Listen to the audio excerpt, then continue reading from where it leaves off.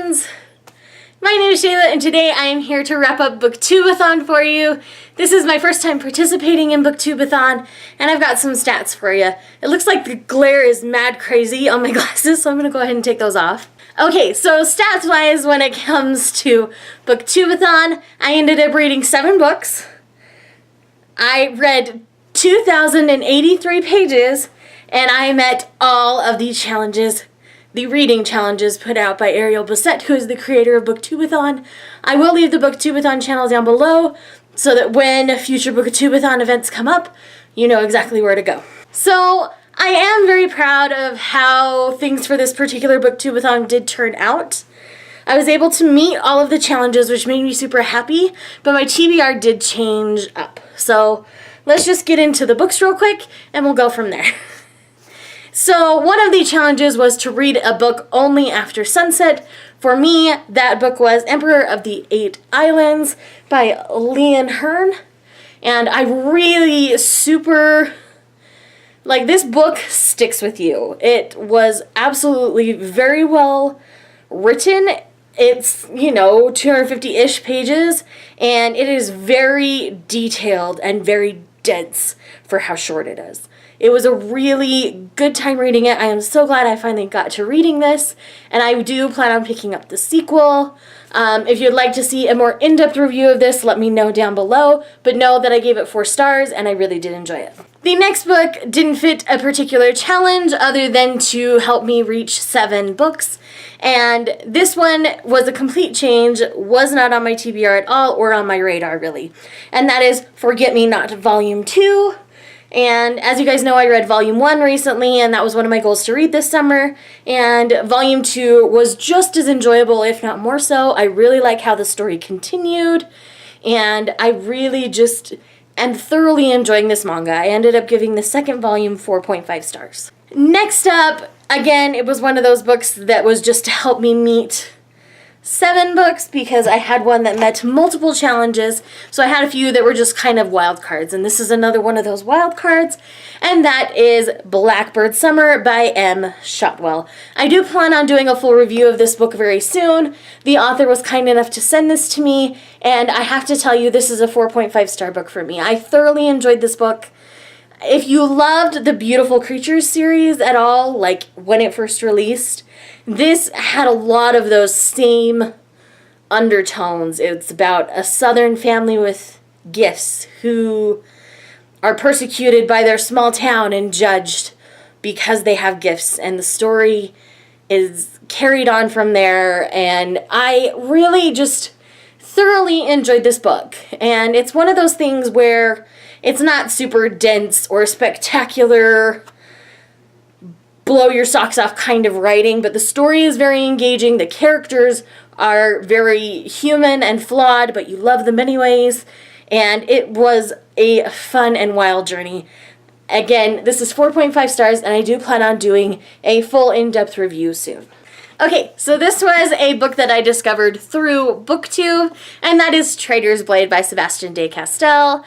Sam from Sam's Nonsense couldn't stop talking about this book, so I finally picked it up. I have read this first volume. It's a little more gritty than I was originally planning on, but it was an enjoyable read. I ended up giving this book 4 stars. This was our Shaegeeksout Book Club Book of the Month. If you want to hurry and join us, we are having our discussion Wednesday night, 8:30 Mountain Time on Facebook. So come join the group. I will leave the book club Facebook page down below because we just do the discussions right on Facebook for now. But I really did enjoy this. Again, lovable characters, and it was just good. This readathon was really good to me. And the next one is another one of those, I had a freebie, and so I went ahead and read it because I'd been meaning to, and that was Plus One by Elizabeth Fama. This is a 4.5 star book. This is a great dystopian novel about how the world has been divided into day and night because there were too many people to be supported just living during the day. And so they split them between day and night. They're not supposed to interact with each other at all. There's a family that's divided and a baby that's kidnapped. It is so, so good. I really enjoyed this. Again, 4.5 stars. Definitely check this out. I found it on Book Outlet super cheap, so it's not like you have to spend a ton of money to read this book, and most libraries also have copies. Even my tiny library has one. The next next book was to fulfill a challenge, and that is a book with yellow endless color, and that was Flipped by Wendelin Van Draenen. I do plan on watching the movie adaptation of this one as well. The gal I borrowed it from, we're just going to watch it together, and I am super excited. I really enjoyed this book. Again, it was a 4-star book. It's like a middle grade novel about kids who grew up together and how feelings for each other can change over the years. It was really fun, really sweet, really cute, only about 200 pages, so nice and small, and it was really fun. If you have not read this, I definitely suggest picking it up. And last but not least, this one met the majority of the challenges. This is a book by a favorite author, a book-to-movie adaptation, and a book older than you. So it was those last 3 challenges that this book met, and that was Far from the Madding Crowd by Thomas Hardy. Now, this is the movie cover, and I did watch the movie adaptation. I have to say, the book was definitely like a 4.5-star book, and the movie was like a 4.5-star movie. I thought the movie adaptation was done really well from what I read here in the book. Thomas Hardy is a new favorite author for me. He is an excellent writer. I really enjoyed his characters. And this story was not all puppies and rainbows kind of a classic. It was tough. It was real for the time period.